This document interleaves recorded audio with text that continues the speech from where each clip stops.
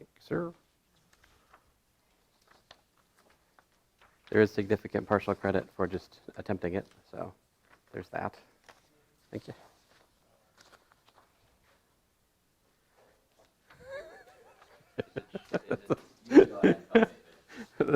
That's a funny guess, but no. Yeah, this is not right, but it's funny. So I'll give you that. So sine 2 theta. So when you get to pi, you've already gone through a full cycle. So if we go 2 pi, we go pi, so we've got a full cycle of sine, like that. This is the graph of sine 2 theta from 0 to 2 pi. And so then what that tells me is if I make the corresponding graph in the xy plane, I've got this one. So that's pi over 2, right? 3 pi over 2. So this one gives me this loop. This one from pi to 3 pi over 2 gives me that loop. And then this guy and this guy are negative. So from pi over 2 to pi, I've got, this one flips down to here, actually. So if I'll try to add a circle to the xy plane for the test, if I ask this question on the test, because that would be helpful for the graphing. If I had like a circle that's like kind of a reference circle, like if I had a circle of radius 1 for this problem, it would be super helpful. But you know, my compasses are not in my office apparently, or if they're in my office, they're someplace I have yet to find. But so if we're, you know, this one right here, 3 pi over 2 to 2 pi, right? But the radius is negative, which flips it over here. So it's a 4-petal flower, 4-leaf clover. There you go. Sure. But that's it. That's it. Or a petal graph, yeah. So what are the other possibilities they might ask you to graph? Like it's going to be something we've talked about, right? Which there are a finite number of. Pretty much had either one of these petal graphs, a spiral, which was a good guess. I mean, spiral's nice. Spiral, the snail graph, right? The limicon, either with or without the inner loop, and then the cardioids. That's or circles. That's all we've. That's pretty much it. Now you guys had a question about what was it? 5 and 6. Let's get into that.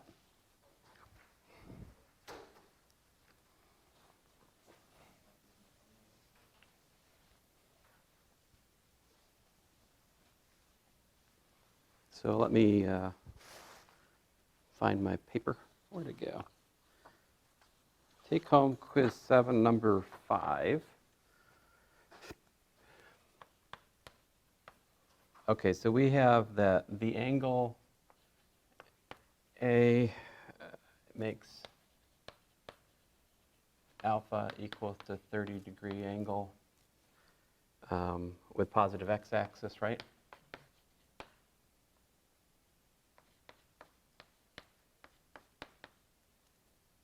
What else do we got? A makes.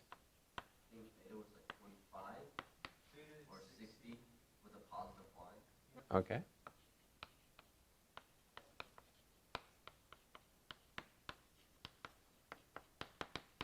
Gamma.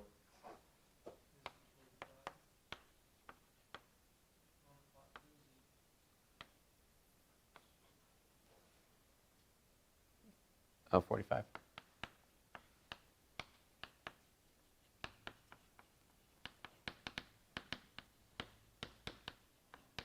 know what box it's in. And I said find the unit vector in the direction of A.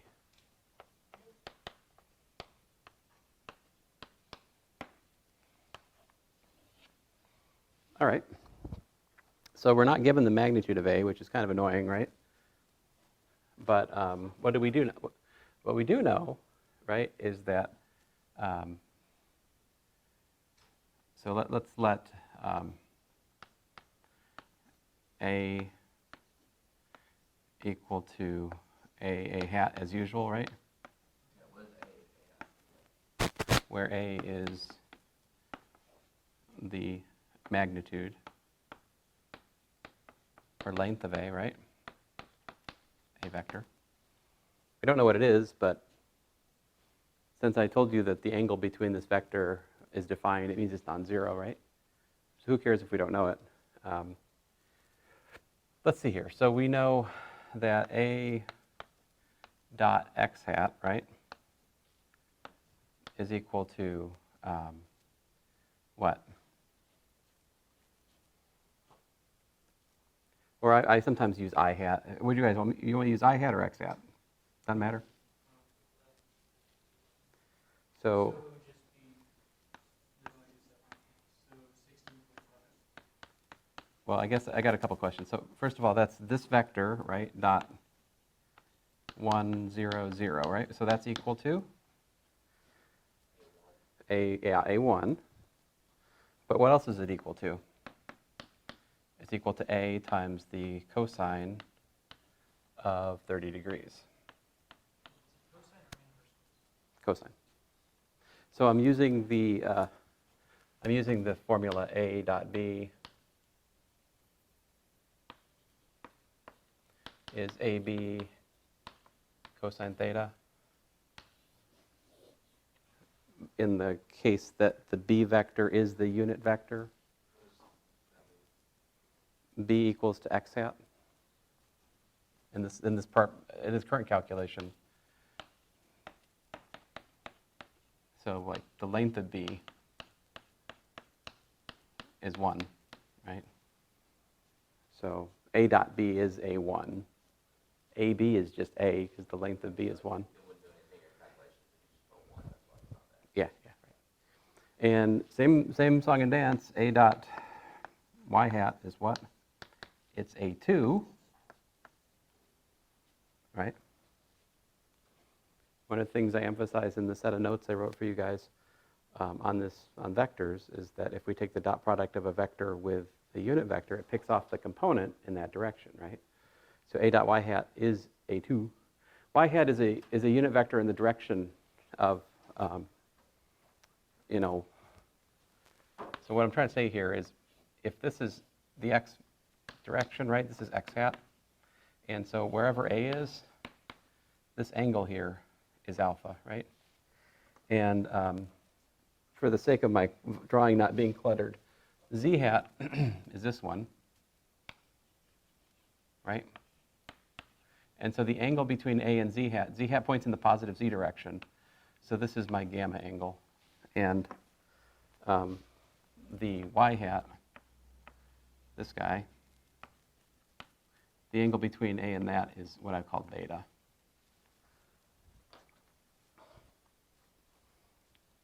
But anyway, that picture you don't need the picture.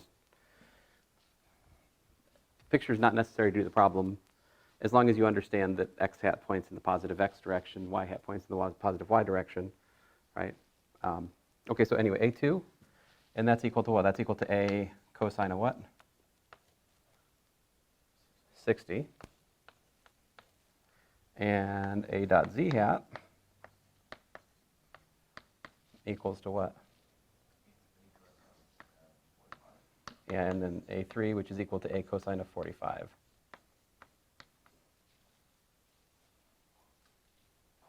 Now, what's the unit vector in the A direction? How is that defined?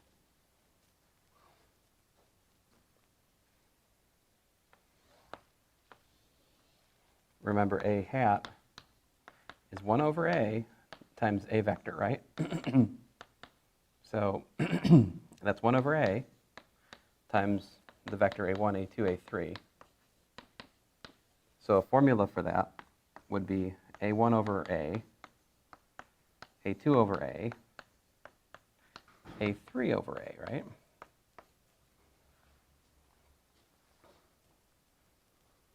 But if you look at this, we know what A1 over A is, we know what A2 over A is, we know what A3 over A is, if we just make one more algebra step on the three things we already did. Uh-huh. Exactly.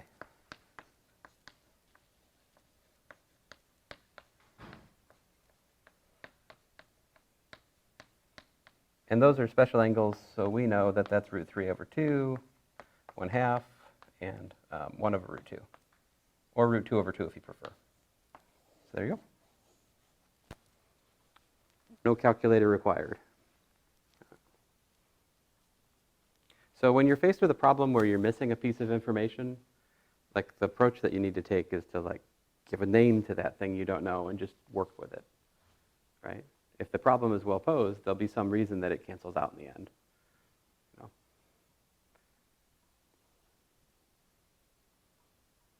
This question? I think we just overcomplicated it. We're pulling it from the unit circle graph itself. But the unit, but three, it's, this is a three-dimensional problem though, so the unit circle is no help to you here.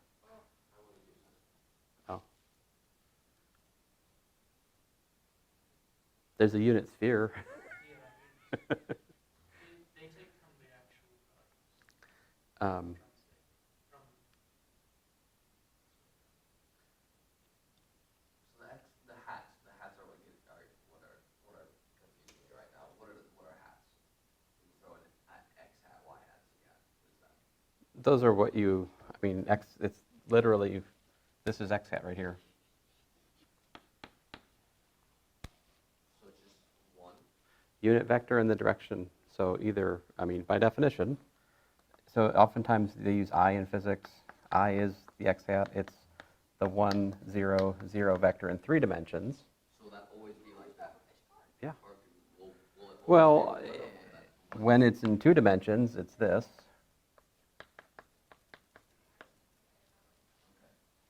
So it's just saying it's going that way.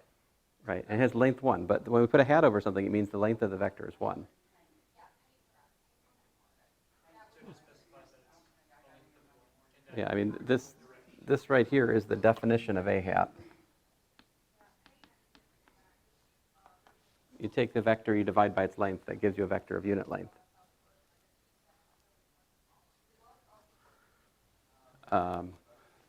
For example, if I have the vector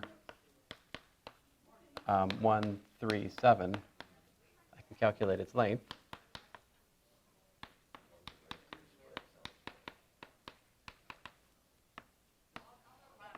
Right? And then if I look at A over A, if you like,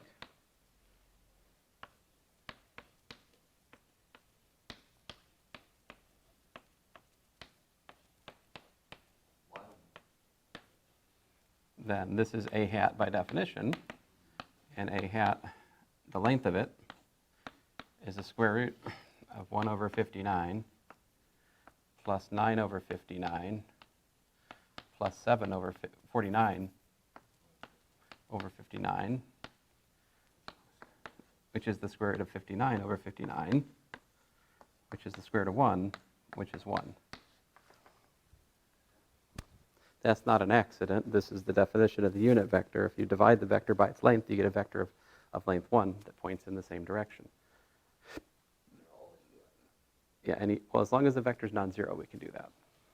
So, now, while I didn't technically tell you in problem 5 that the vector is non-zero, it wouldn't make sense for me to tell you these angles unless it was a non-zero vector. Like, the vector between the angle between the 0 vector and any other vector is not really defined.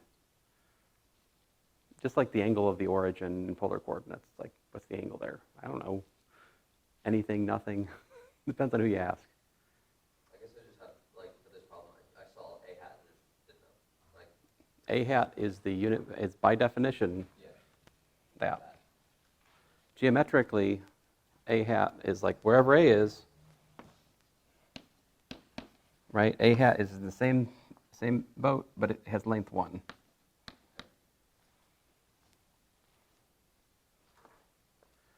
So like if A was 3A hat, it would take 3 of the blue vectors, ka-chunk, ka-chunk, ka-chunk, to form A. You know, if A had length 3, you'd need 3 A hats to form it, tip to tail. What's that? Yes, A hat is, the unit vector is parallel. Whenever you can write one vector as a number times the other and a positive number, then those two vectors are parallel. Or they're called special, I mean, it's a particular kind of collinearity, I suppose. People would also say anti-parallel vectors are collinear. Collinear just means they lie along the same line. So that's a weaker thing than parallel, because if I had this line, I could have a vector like this, and I could have a vector like this,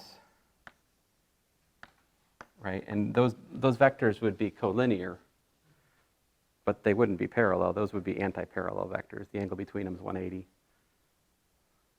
I mean, I can tell you this, A dot B, in the case I have just written, would be minus AB.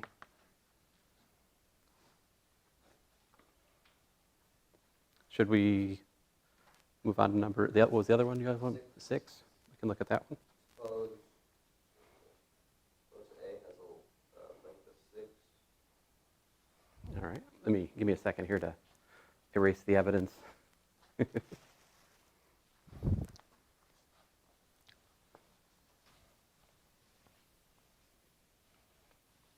So this idea that the dot product of the vector with the unit vectors gives you components, that's a kind of important idea, all right?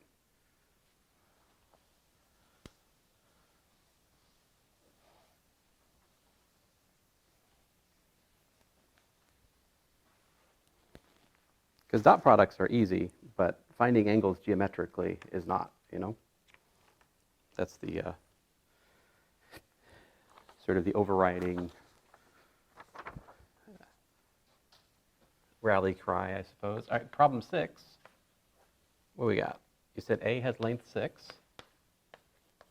So I'll say A without the vector is 6, right? That's the length. And A dot x hat is 1.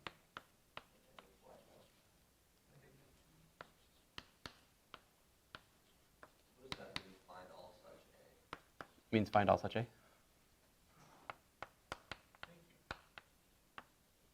Find all satisfying the above, all A satisfying the above conditions. If you don't want me to just be a jerk and repeat myself, satisfying the above conditions. I feel your pain. I used to have we had a quantum field theory professor that we'd ask him to explain what he meant when he wrote a particular paragraph in his notes. And he wouldn't have the notes in front of him, but he would proceed to say verbatim what is said in his notes. It's like, I want different words. So there you go, different words. All A satisfying the above conditions, yeah. Now, technically speaking, if A was a two-dimensional vector, we'd be up a creek, right? Because the length of a two-dimensional vector with components 1 and minus 2 is the square root of 1 squared plus 2 squared, square root of 5, which of course is not 6, right? So this must be a three-dimensional problem, just but for it to make sense, it has to be three-dimensional. So we're trying to find A equal to, and you can use A1, A2, A3, whatever. I'll do it again. So A1, A2, A3, that satisfies that stuff up there, right? So just like the last problem, what's A1? All right, A dot x hat is A1, which as you told me is 1. And A dot y hat is A2, which is minus 2, right? So apparently, the vector A has the form what? 1, minus 2, and then something we don't know, right? You can use A3 for that. You could use some other letter. I mean, whatever floats your boat, yeah? If you already know that it's 1 and negative 2, which equals square root of 5, could you not just throw 1 at the end? Not make it 6. Maybe. But I think if you see that, then yes. But let me just let it be A3 for the moment, for the sake of discussion, because I want to show you how to do this problem if it didn't work out nice like that. And so it's something we don't know what that is, but what we do know is that the length of A, which is, by the way, the square root of 1 squared plus minus 2 squared plus A3 squared, right, is equal to what? It's given to be 6, right?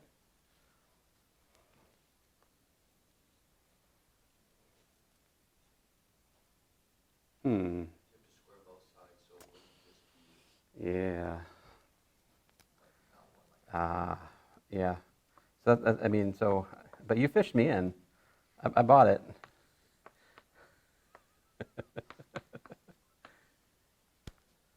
I was like, yeah, I made this problem nice. No, I didn't. I didn't. So a3 squared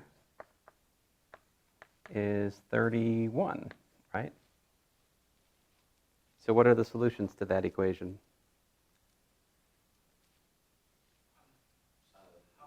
Here, what if instead of a3, I put an x here? Well, yeah, I understand that's X, but how do we plug in 31 as that value? So you take your 36 minus 5. Yeah, subtract 5. So Square root of 31. So 36 is, 6 times 6 is 36, I get that, but are we just pulling that because it's a simple number, we're substituting X for 1? No, No, no. So x the equals to... numbers are in the, He was guessing x equals to 1 is the answer, but it's not. So this is just, get rid of it. I mean, it would have been the 1 if you did have to. we didn't have to square it, but we do because it's the square root of the sums of the squares, which is the length.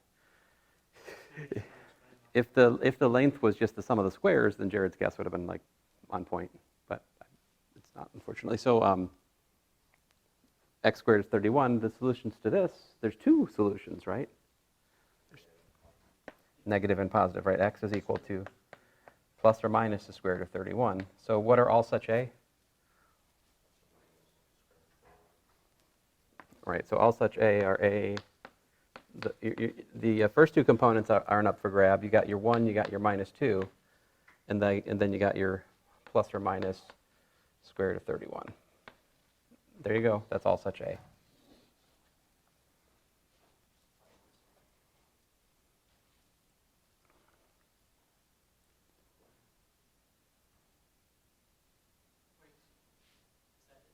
is that it? Mm-hmm. Yeah, that's it.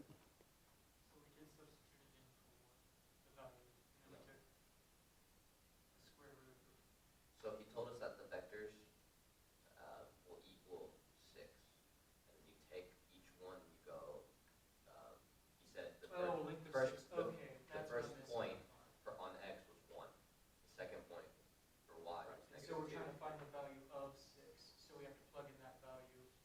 We're trying to find the value of that third point, because Right. if you Right. were to take 1 squared plus negative 2 squared, 5 squared, which will not equal 6. And so we have take the value of 36 squared, well, 6 squared, which is 36, And and then 1 4. subtract your point A, or your x point, your y point, you'll find your z point, Mm-hmm. Okay, and then that's where now I'm following. Yeah, the z component, but yeah. z component, or Mm-hmm. Now, notice what would have happened here if I only gave you one of the dot products but not two? so there'd be a lot more, I guess, points, or a lot more problems, I guess. We'd have more So if you go substitutions. 1, I mean, I don't know. I guess there'd be more variables. Hmm.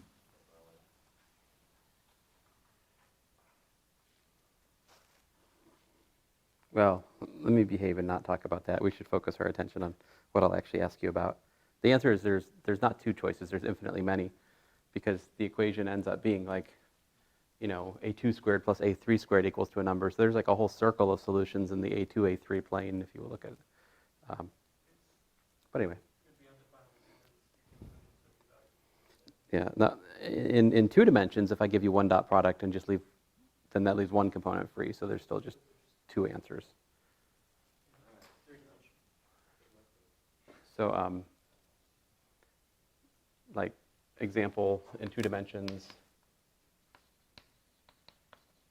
if I tell you, you know, a dot y hat equals to 3, and a equals to, you know, 7, find all such a.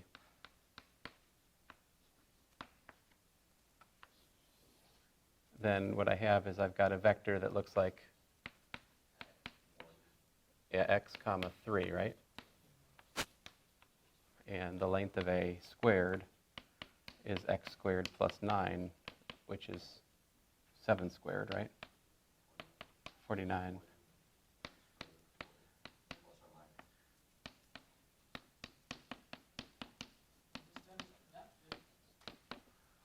So yeah, this one we. So here's the two-dimensional version of this problem. Yeah, and there I can actually draw a picture to try to explain to you what's going on, right? Because if you think about like base the vector at the origin, draw a circle of radius 7. All right, 7. And we have that the y component of the vector is 3. Let's say that's y equals to 3, right? Then there are two vectors, this one and that one, which satisfy the condition. And apparently, square root of 40 minus square root of 40 for the component. Which makes sense. Square root of 40 is about like 6.5-ish. So even with the sketchy nature of my graph, you can kind of see it. I don't want to try to draw that picture for problem 6. Like, it won't go well for me. Do you guys have other questions about anything else in the take-home quiz? You'd like to do the last one. I mean, I think I got that one correct. But Okay. Yeah, we can talk about the last one. I don't mind doing that.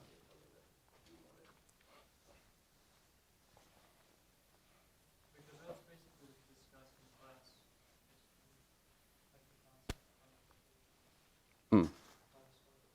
Let's see here. So I give you 3 points, right? P, Q, and R. And I say find interior angles of the triangle PQR. So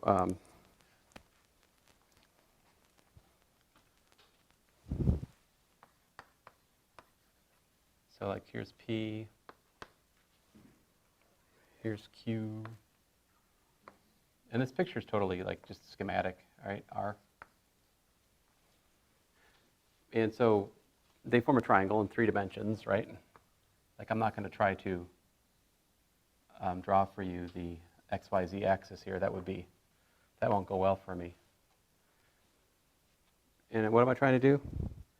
Find the interior angles of the triangle and the area of the triangle PQR.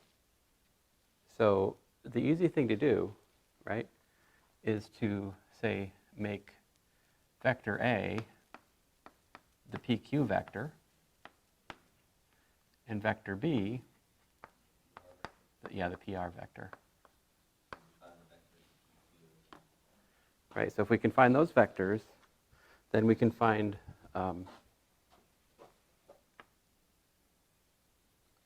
the area of the triangle, right? So like the area, well, let's find those vectors to start with. So A is PQ, which is Q minus P, right? And B is R minus P. What are those equal to? A is 4, -1, 0.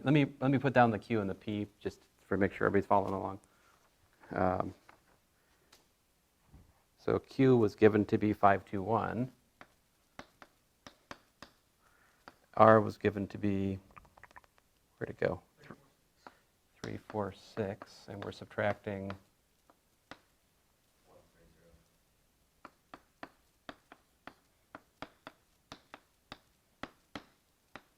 All right, so what do we get?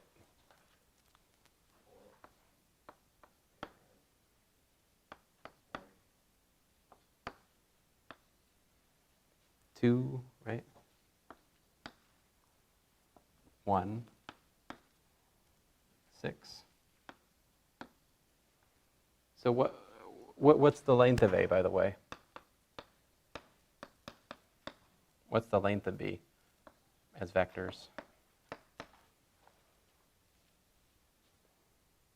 Square root of 16 plus 1 plus 1, square root of 18.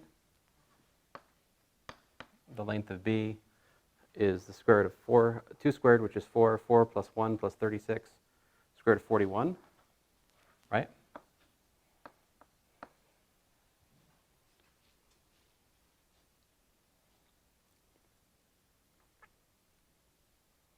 And what's an easy way to find the area of the triangle? You say it was a, what was it called? Like take point R, draw it out. Oh, you're saying you can see it as half of the parallelogram? That's true. So the area is 1/2 the area of the parallelogram, but we have a formula that's A cross the magnitude of A cross B. So to calculate the area, all we need to do is take the cross product. Well, we don't know the angle.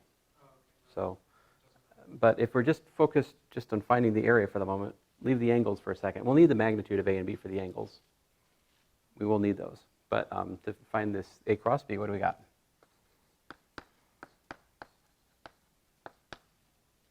So we do determinant.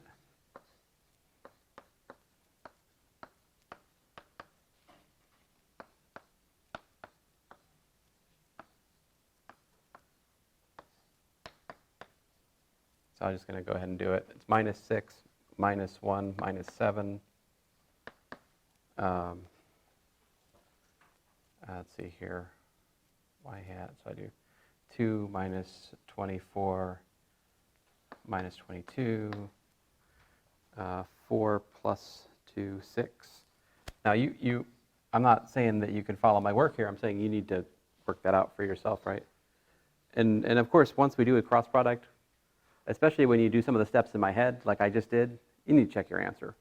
So we check our answer by taking the dot product of the cross product with the original two vectors. Like what's the dot product of -7, -22, 6 with the A vector? You got what? -28 plus 22 plus 6. So that's 0. Hooray. And A cross B dot B is going to give me -14 minus 22 plus 36. 36, so it's -36 plus 36 is 0. So that's the correct cross product. All right. So what's the area of the triangle then? Yeah? Okay. So area is 1/2 the magnitude of the cross product, right? So that's 1/2 the square root of 49. I'll just write it out. Minus 7 squared. Of course, the minus you can always drop, right? But I'm just writing it out to make sure you understand where it came from. Whatever that is.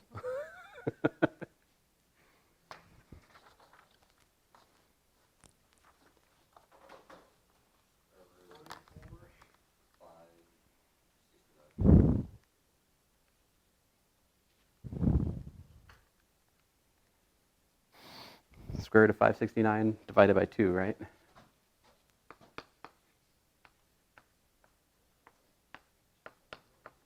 And that is approximately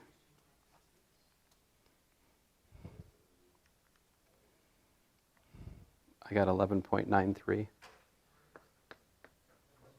But I might have miscalculated that. That doesn't feel right to me. Well, no, it does, because 625 is 25 squared. So it's almost like 20. That square root's almost 25. Oh, order of operations. Yes, okay. So there's the area, but what are the angles? Yeah, the problems say find the interior angles of the triangle.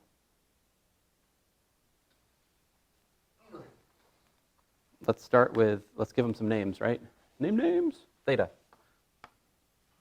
What's theta? So theta should be inverse cosine of like A dot. Now, you could use inverse cosine, but we could also do what?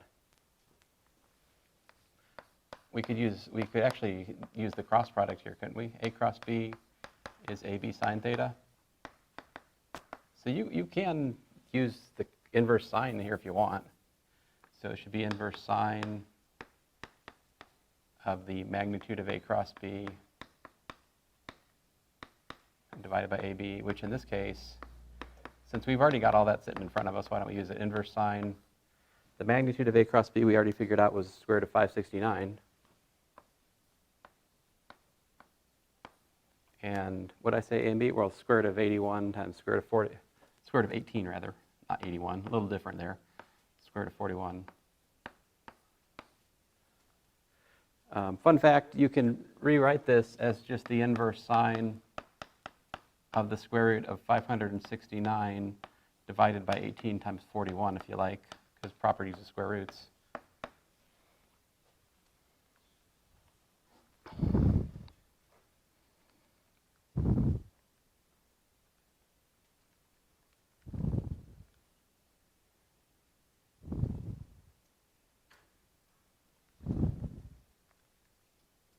Yep, 61.41.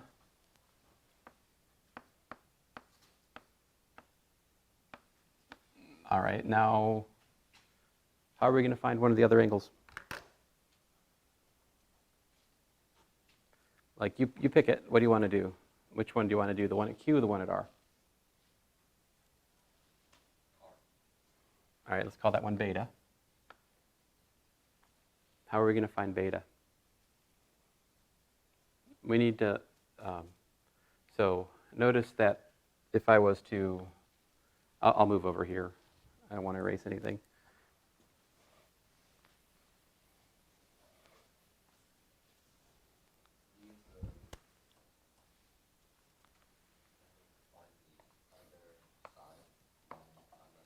Yeah, so now here's something I always mistake. If I'm not careful, I'll mistake, but minus b is the vector that goes out of this point. See, b points into it, right? But minus b points out of it. So be careful about that for one thing. So that we know what minus b is, right? Minus 2, minus 1, minus 6, right? And then we want this vector here, right? Let's call it C vector, and that's going to be, what that goes from what? From R to Q. So that should be the RQ vector, which is Q minus R, which is what? Mm-hmm.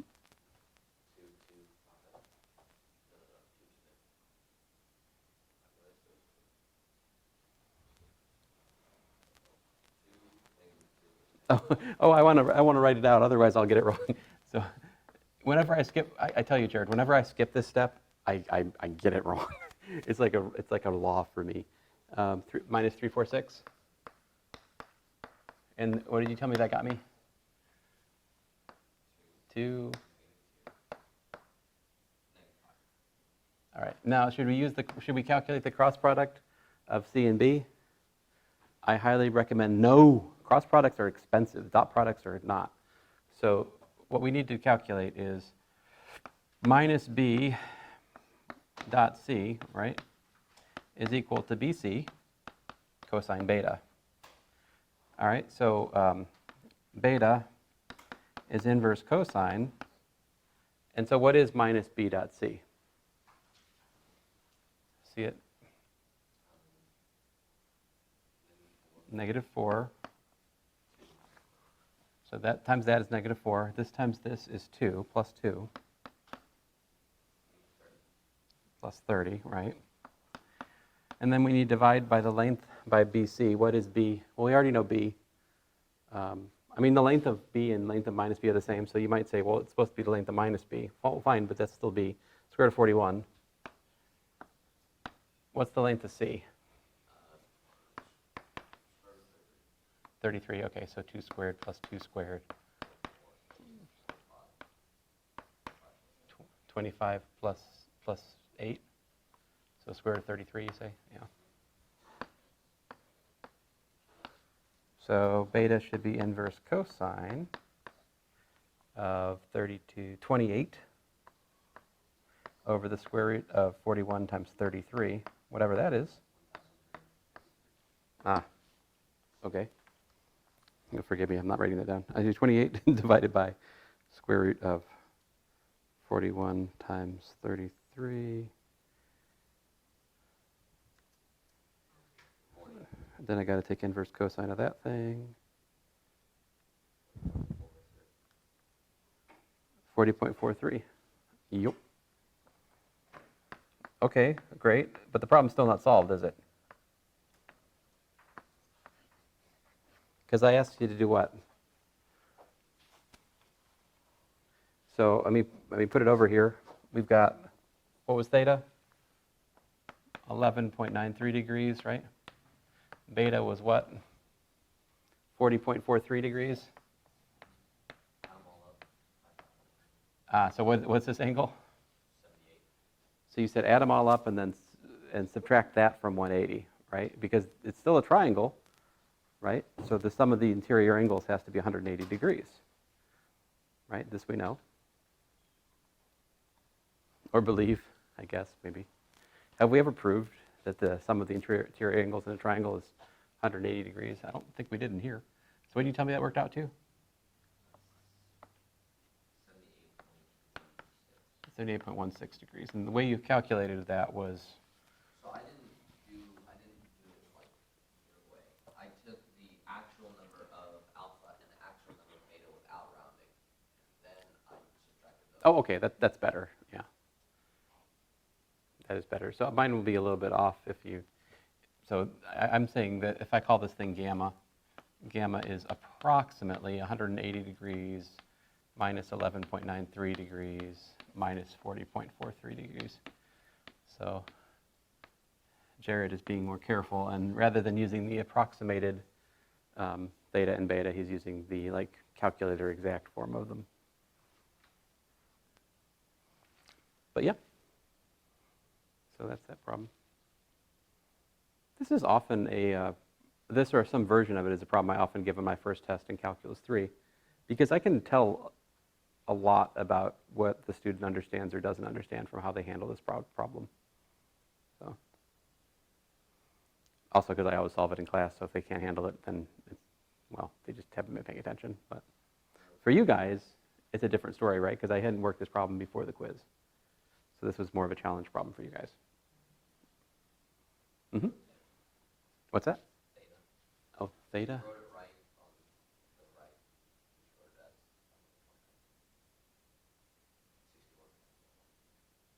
61. Oh, thank you. I've Got all the right numbers. yeah, just and this one too, right? Yeah. Yeah, you're not going to figure it out because I have inadvertently copied this thing rather than that thing, which is you notice the degree. I want the angle, not the magnitude. Well, not the area. So, see, if we were behaving as proper physics students, we would have some meters squared on this or something, and then you would really not be able to confuse it, But anyway, so I have posted the solution to Take Home Quiz 5. I would encourage you guys to look at that. I will ask at least one question on the test, which is something like, for example, find, I don't know, 4 minus 4i to the fourth root, the fourth root of that, and all 4 elements of 4 minus 4i to the 1/4. So I think you guys are pretty shaky on that. So you might want to look at that, or it could be the third root of 4 minus 4i. And then all 3 elements of 4 minus 4i. Something like that. So you do get a formula card, right? So make sure that your formula card has how we defined, remember how we defined? So if we had z equals r e to the I theta, then we said that the nth root of z was the nth root of r, which is a real number, and then e to the I theta over n. So that's how you get started. And then the other things are obtained by multiplying by the nth root of unity. But we're out of time, so I can't say more. But anyway. And that's one part of the test, right? But there are also problems that are much more simple, just like find the polar form of this complex number, or here's a complex number, or calculate the polar form of like the 5th power of it, right? Don't neglect those. And just, so anyway, I'll see you guys Friday. And I will give you the formula sheet again. I also mentioned in previous classes that there'll be a problem on like law of sines and law of cosines. So that, I have already covered that on test 2. I wanted to cover it again because it was kind of, I think it'd be good to revisit it. And those would be easier questions for you guys too, I think.